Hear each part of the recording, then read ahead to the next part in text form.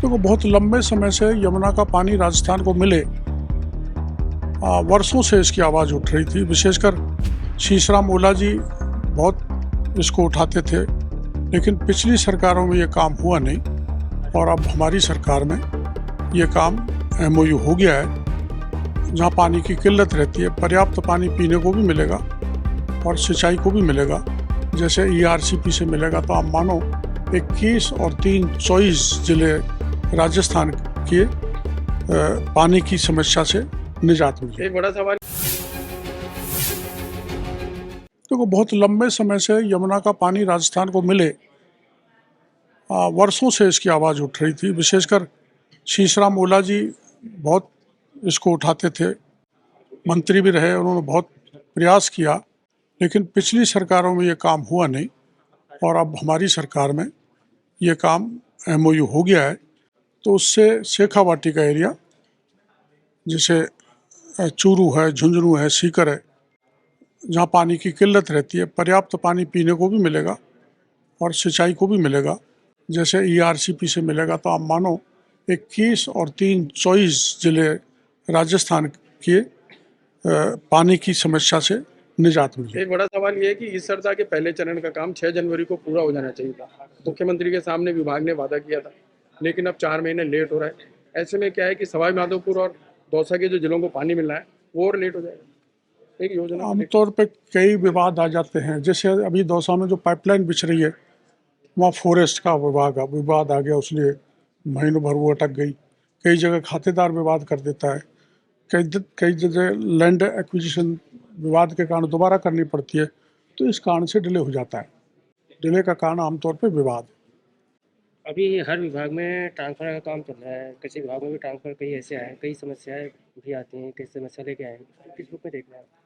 देखो, ट्रांसफ़र पहली बार खुला है, तो जो लंबे समय से वर्कर हो, चाहे राजनीतिक दल हो, चाहे विधायक हो, चाहे सांसद महोदय हो, उनको एक मौका मिला है कि ऐसे अधिकारी लगाएं जो इफ़ेक्टिव हो, काम को गति दें। तो उस पर कार्य चल रहा है और 10 तारीख तक का समय दिया गया है।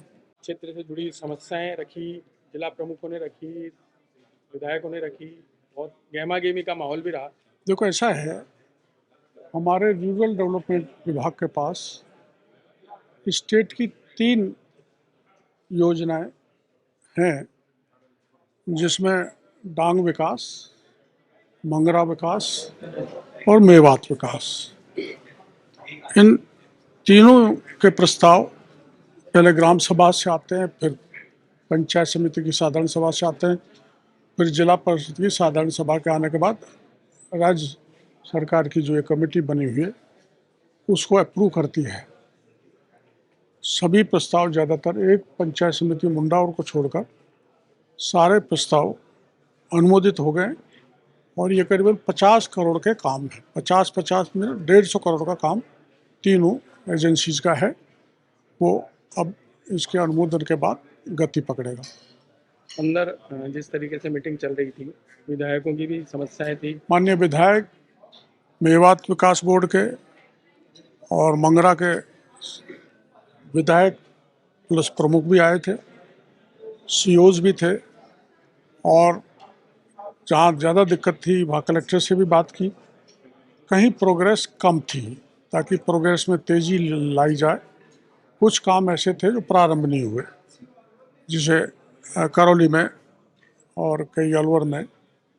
तो वो इस संबंध में मीटिंग बुलाएंगे और कार्यों को गति देंगे। एक बड़ी बात ये भी सामने आ रही थी, बजट लेट मिला है, बोले बजट की भी। बजट का क्या हुआ था, आपको जानकारी है कि सरकार बनते ही कुछ काम समीक्षा में आ गए थे, मॉनिटरिंग में जो एक कमेटी बनाई उसकी में।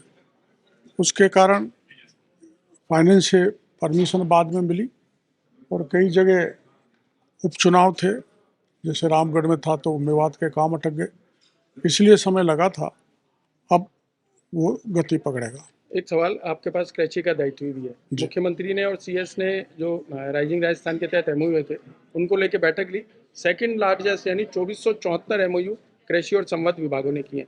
अब क्या मॉनिटरिंग रहेगी, किस तरीके से धरातल? कृषि, आप जानते हो, बहुत बड़ा क्षेत्र है देश की जीडीपी में कृषि का अद्वितीय योगदान है और अब भी 70% भारत कृषि आधारित है और उस पर इतने एमओयू आना ये बहुत बड़ी खुशी की बात है। इससे कृषकों की विभूति बढ़ेगी और राजस्थान में कृषि के क्षेत्र में एम्प्लॉयमेंट जनरेशन बढ़ेगा।